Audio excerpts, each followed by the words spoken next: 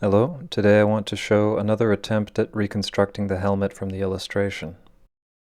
This attempt consists of three components, the lower being a ring of slat armor, the upper being a curved plate of slat armor, and the inner being a headdress frame. The design is derived from several details that I've noticed in the illustration. Firstly, I believe the lowest course to be a ring of slat armor, as depicted in the Conquering Warrior pipehead. In order for this construction to be rigid enough to be viable, it requires an inner frame like the one here. I then noticed that the illustration seems to suggest that the lowest course gets higher as it reaches the back of the head. I've done something similar here.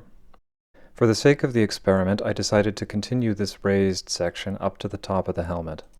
This differs from the Conquering Warrior pipehead, where the raised section only goes up an inch or two. Our sole literary description of the construction of the helmets describes them as being made of the same material as the breastplate. I decided to take this literally and make the upper of slat armor as well.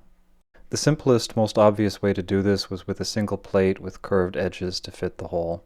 I initially thought to do this with a series of small courses of slat armor to try and match the illustration. It turns out there's a minimum size at which the slat armor fails to hold together, that minimum size being about 2 inches. Using the proportions of the illustration, we can see that the helmet is overall about the same size as the wearer's head, so about 10 inches. In the illustration, there are at least 6 courses. The bottom one is larger than the others. This means that to make the helmet out of concentric rings of slat armor, it would need to be at least 13 inches tall, so 30% taller than the illustration. In short, that path didn't work at all. This was the only way I could figure out of making the upper out of slat armor, so that's what I went with.